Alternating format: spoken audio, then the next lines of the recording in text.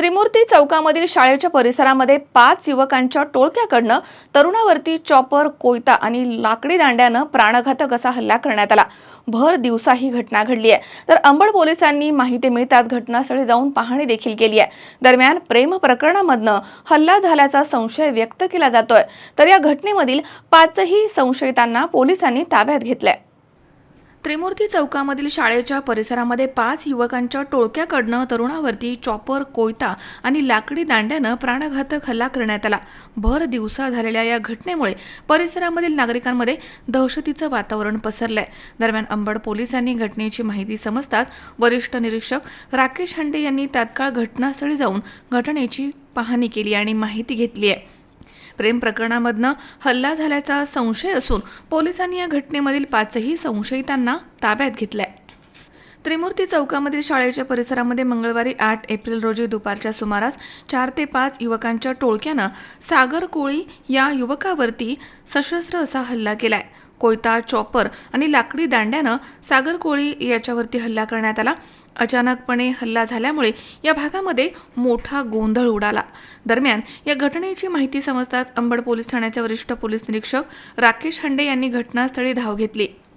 या ठिकाणी नागरिकांची मोठी गर्दी जमा झाली होती। पोलिसांनी तात्काळ घटनेमधील 5ही संशयितांना ताब्यात घेतले। सागर कोळी याच्या फिर्यादीवरनं अंबड पोलीस ठाण्यामध्ये संशयितांच्या विरोधामध्ये गुन्हा दाखल करण्यात आलाय।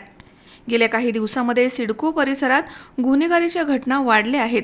वर्दळीच्या ठिकाणी महिला, ज्येष्ठ नागरिक, विद्यार्थी आणि विद्यार्थिनी यांना गुन्हेगारांकडनं लक्ष केलं जात आहे।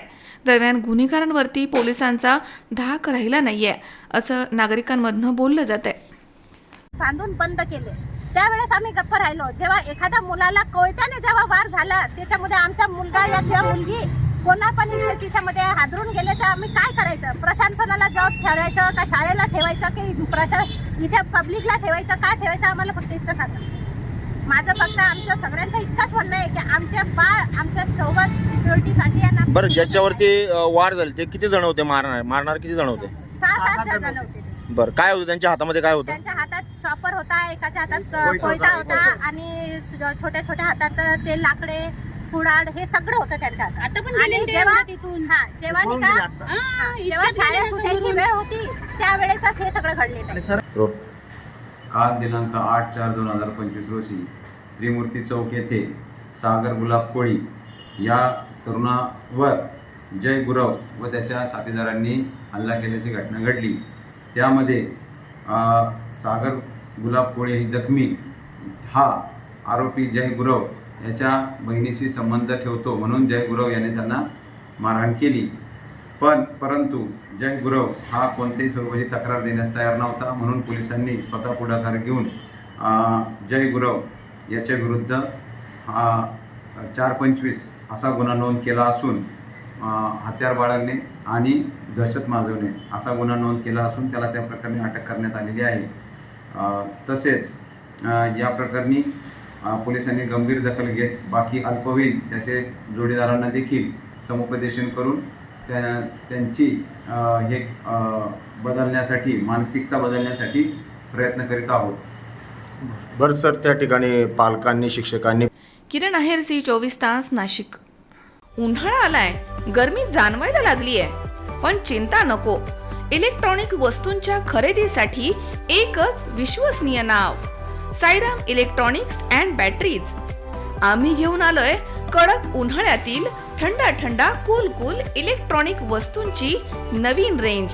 साईराम इलेक्ट्रॉनिक्स अँड बॅटरीज, खरेदी विक्री संघ, व्यापारी संकुल, नगर मनमाड रोड, राहुरी।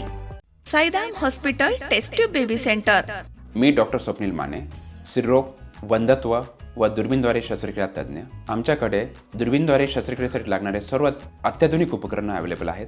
त्यामध्ये 3D 4D कॅमेरा, तसेच रुग्णांना 10 ते 20 ml रक्तस्राव होतो। पेशंटला खूप आरामदायी ऑपरेशन होतं। सूक्ष्म आजार बाहेर काढले जातात। 10 पटीने पेशंटच्या अवयवांचं निराकरण करता येतं आणि आजाराचं उच्चाटन केलं जातं। साईराम हॉस्पिटल, लॅप्रोस्कोपिक सेंटर आणि test baby centre, court area, Bhagyashree हॉटेलच्या पाठीमागे, राहुरी। ताज्या घडामोडी पाहण्यासाठी C24 तास या यूट्यूब चॅनलला लाईक करा, शेअर करा, सबस्क्राईब करा आणि बेल आयकॉनवरती क्लिक करायला विसरू नका.